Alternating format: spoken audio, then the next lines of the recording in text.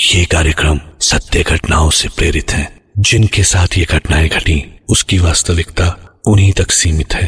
भूत प्रेतों और अपसामान्य विषयों के होने पर चैनल कोई दावा नहीं करता और ना ही प्रोत्साहन करता है। कभी कभी हम सब कुछ जान समझ कर भी गलतियां करते हैं। गलती उन रूहों को चुनौती देने की।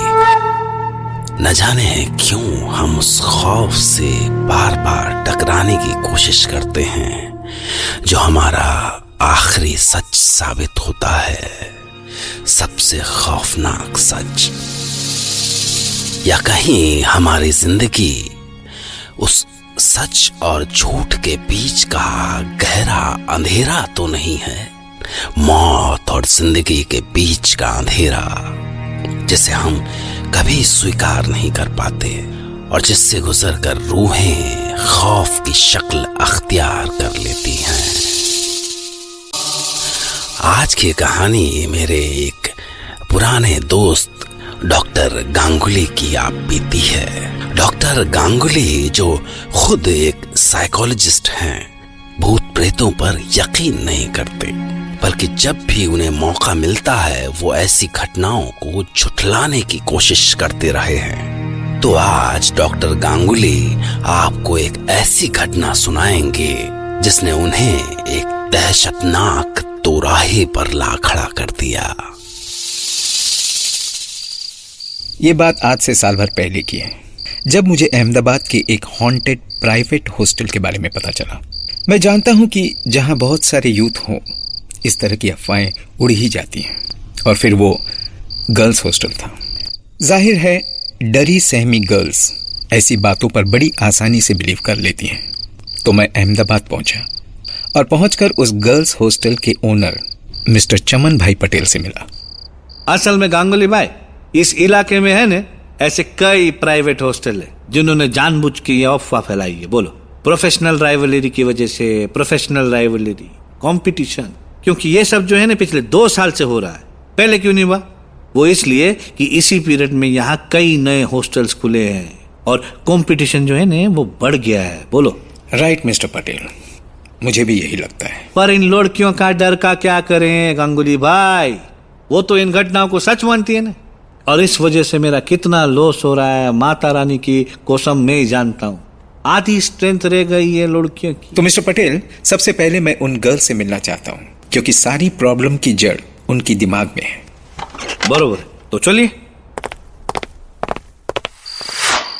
तो बस उसके बाद ओनर मुझे उन लड़कियों के पास लेके गए और मैंने उनसे बात शुरू की। ओके, तो भावना, आप बताएं उस दिन क्या हुआ था?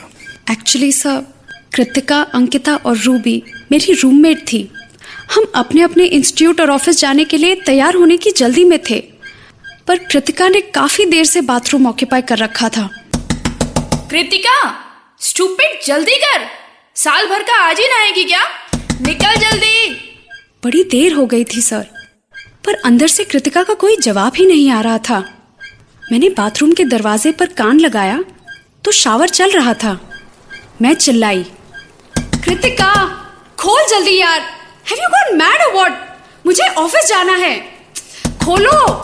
You know what, just go to hell. मैं ऐसे ही चली जाती हूँ। और तभी अचानक अंदर बाथरूम से जोर से ब्लास्ट की आवाज आई। हम सब डर गए थे सर कि पता नहीं अचानक ये क्या हो गया। हमने जोर जोर से डोर पीटना शुरू किया। कृतिका, कृतिका क्या हुआ? तू ठीक तो है ना? कृतिका दरवाजा खोलो, कृतिका दरवाजा खोल कृतिका। धमाका सुन के पटेल सर और हॉस्टल का सारा स्टाफ आ गया था। हम अभी भी दरवाजा पीट रहे थे। खोल दरवाजा कृतिका, तुझे कुछ हुआ तो नहीं है ना? कृतिका दरवाजा खोलो, कृतिका तुम ठीक तो हो? कृतिका, अभी क्या हो गया? कृतिका, ये दरवाजा खोल ले। अचानक हमें एक अजीब सी आवाज सुनाई दी। पता नहीं क्या था वो। हम सब बहुत डर गए थे सर। और जब दरवाजा तोड़ा गया तो पूरे बाथरूम में धुआं ही धुआं भरा हुआ था।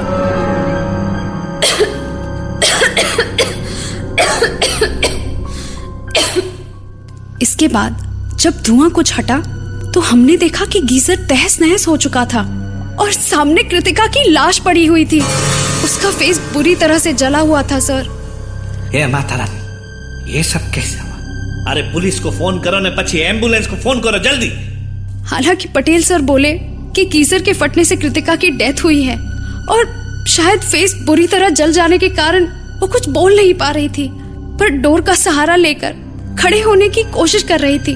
शायद इसलिए हमने वो नाखूनों के खुरचने की साउंड सुनाई दी, पर ऐसा उन्हें लगा होगा, हमें नहीं सर। अंदर जरूर कुछ था, शायद कुछ, पता नहीं sir, but I am sure. इस केस में तो साफ था कि गीजर ब्लास्ट से ही सब कुछ हुआ था। और इसके बाद अगले दिन मैंने उसके एक सीनियर से और एक घटना के बारे में पूछा। यह घटना पिछली वाली से कुछ 1 साल पहले की थी। अच्छा तो मेघना, तुम मुझे सब कुछ साफ साफ बताना। Okay okay sir. सर, उस साल ना कृतिका वाले रूम में प्राची और उर्वी रहा करते थे। हम तीनों सेम आईटी कंपनी में जॉब करते थे। हम तीनों में बहुत अच्छी फ्रेंडशिप थी। एक दिन क्या हुआ कि प्राची सेड कि उसके मॉम डैड आए हुए थे, प्रेसिडेंट होटल में ठहरे थे। बहुत स्वीट थे उसके पेरेंट्स। हम तीनों को ही अपनी बेटी मानते थे। पर प्रॉब्लम ये थी, यार मेरा जो नया बॉस है ना, बहुत ही बॉसी है। ही वॉन्ट अलाउ मी। तो उर्वी और प्राची को तो छुट्टी मिल गई और मैं रह गई। बस इधर मैं ऑफिस के लिए निकली और उधर वो प्रेसिडेंट होटल के लिए। पर शाम को वो जब लौट के आए, काफी लेट आई थी, तो उन्होंने अपना सारा एक्सपीरियंस सुनाया कि उन्होंने क्या खाया, वहाँ कितनी मस्ती की, और सबसे बड़ी मस्ती तो वो जिसको सुनाती उनकी हंसी नहीं रुक रही थी।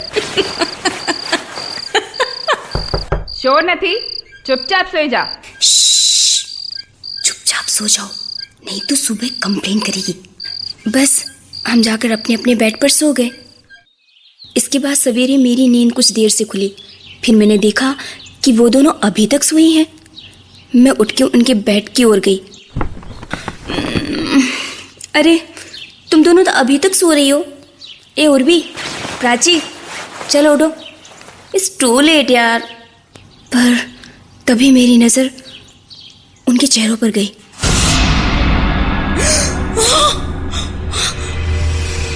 उनके चेहरे बुरी तरह से जले हुए थे सर। मर चुकी थी वो दोनों।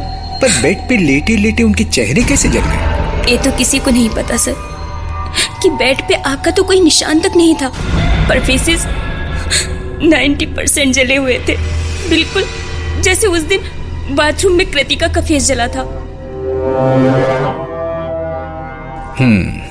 मुझे कुछ समझ में नहीं आ रहा है कि ये कैसे हुआ। भला बेड पे लेटे लेटे वो कैसे जल सकती हैं, जबकि बेड की चादरें बिल्कुल ज्यों की त्यों हैं। तभी हॉस्टल के ओनर मिस्टर पटेल वहां पहुंचे। आप भी उलझ गए गांगुली भाई, आप भी उलझ गए। हाँ, पर ऐसा होता है, कभी किसी साजिश की वजह से तो कभी खुद ब खुद। बस हम उसका कारण नहीं जान पाते। तो गांगुली भाई, मैं आपको अभी एक किस्सा बताता हूँ जो मेरे साथ हुआ। हाँ तो कम ऑन गर्ल्स, आप लोग भी आइए। पटेल साहब अपने साथ घटी घटना के बारे में हमें कुछ सुना रहे हैं। हाँ, આવી જાઓ, બેસો। તમે બેન બેસો, વાર્ડન બેન બેસો। हाँ तो क्या थी वो घटना? हाँ, तो ये बात उन दोनों इंसिडेंट से पुरानी है, लगभग 2.5-3 साल पहले की। मैं उस रात मणिनगर की ओर से आ रहा था। रास्ते में कोमकोरिया लेक और गीता मंदिर होते हुए जमालपुर वाले ब्रिज पर पहुंचा तो एक लेडी ने मुझे रुकने का इशारा किया। मैंने सोचा आधी रात को यहाँ सुनसान में ये लेडी कौर क्या रही है। मैं कुछ डर नहीं बल्कि अलर्ट हो गया, पर पता नहीं कैसे मेरी कार अपने आप रुक गई और रुकी भी ठीक उस लेडी के पास जाके। बोलो, मुझे तो शौक लगा, पर मैंने अपना विंडो ग्लास जरा सा डाउन किया और उससे पूछा, बेन आप यहाँ आधी रात को? मेरी कार खराब हो गई है उधर ब्रिज के पार, आप मुझे आगे तक छोड़ देंगे? जाना किधर है आपको? सैटेलाइट। उसके लिए तो रॉकेट लेना पड़ेगा ने। बैठ जोक, बहुत खराब जोक था। आप एक काम करो बेन, आप पीछे वाले सीट पे बैठ जाओ, आगे सामान रखा है, आप पीछे वाले सीट पे बैठ। मैं आपको पिरामिड गार्डन पे ड्रॉप कर दूंगा, वहां से आपको टैक्सी मिल जाएगी, बराबर है ना? और वो बैठ गई। मैं आराम से ड्राइव कर रहा था, अचानक मेरी नजर रेयर व्यू मिरर पे पड़ी, तो मेरे को शौक लगा, बोलो, क्योंकि मिरर पे मैंने देखा कि पीछे वाली सीट पे तो कोई बैठा ही नहीं है, बोलो। और मेरे को तो ऐसा शौक लगा कि गाड़ी सड़क से उतरती उतरती बची, बोलो। Really sir? तो फिर पर जब मैं हॉस्टल पहुंचा, कार से उतरा तो अचानक बैक डोर अपने आप खुला और बंद भी हो, जैसे कार से कोई बाहर निकला।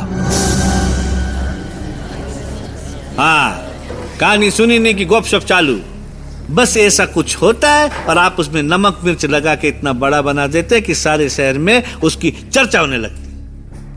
बट सर, व्हाट इफ आपकी कार में वही लेडी आई हो, मतलब आत्मा? શું વાત करे छे? ये जो तुम लोग का गॉसिप है ना, ये मेरा लॉस कराता है। भाड़ में गया तुम्हारा ये गॉसिप और तुम्हारी वो आत्मा। तभी मैंने कुछ बोलना चाहा, पर मुझे लगा मेरी आवाज को क्या हो गया है। वो अजीब सी हो गई थी, जैसे किसी औरत की आवाज, और मेरा कंट्रोल ही नहीं रहा उस पर। भाग में ही गई थी, लेकिन मेरी आत्मा नहीं। तुम्हारे दोस्त ने जिंदा जला दिया था मुझे। याद है तुम्हें, एडवोकेट चौमन भाई पटेल? अरे मारो नाम कैसे? इसलिए मैं तुम्हारी कार में आई थी, तुम्हारे साथ, तुम्हारे हॉस्टल में। मैं तब से यही हूँ। ये क्या कर क्या रहे हैं आप? और आपकी आवाज गांगुली भाई? गांगुली नहीं, रूपाली शाह। रूपाली? नहीं, तुम कैसे हो सकता है ये? तूने केस लड़ा था अपने दोस्त का, तब तूने कोर्ट में जिताया उसे। हाँ, गलती होगी पापा। पर अब हारेगा, आज हारेगा तू, क्योंकि you killed me again in the court. You did it. and you will have to pay for it. मैंने छोड़ दो। पता नहीं कैसे इतनी ताकत मुझ में आ गई, मैंने मिस्टर पटेल को उठाकर वहीं फर्श पर पटक दिया। माय गॉड, क्या हो रहा है? और वो तड़प कर वहीं चिल्लाने लगा।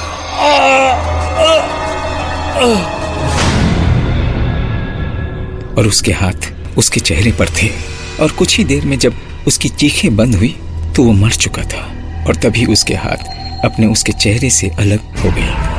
और मैंने देखा कि मिस्टर पटेल का चेहरा बुरी तरह से जल चुका था, शायद ठीक उसी तरह जैसा कि कृतिका, प्राची, उर्वी, इन तीनों का जला था। सवाल है कि अगर ये सारी घटनाएं समझने में डॉक्टर गांगुली से चूक हुई तो उन सारी डेड बॉडीज के चेहरे जले हुए क्यों थे? आखिर क्या वजह थी उसकी? बाद में लड़कियों ने डॉक्टर गांगुली को बताया कि मिस्टर पटेल अपना हॉस्टल बिजनेस शुरू करने से पहले लॉयर हुआ करते थे, और शायद तभी उन्होंने अपने दोस्त जतिन शाह को बचाने के लिए उनकी वाइफ रूपाली शाह की डेथ को सुसाइड साबित कर दिया। पर सबसे बड़ा सवाल तो ये है कि मैं आज भी कभी कभी डॉक्टर गांगुली से मिलने उनके घर जाया करता हूँ, और कभी कभी वो लेडीज कपड़ों में होते हैं। क्यों? सोचिए। तो मैं आपसे फिर मिलूंगा एक नई कहानी के साथ।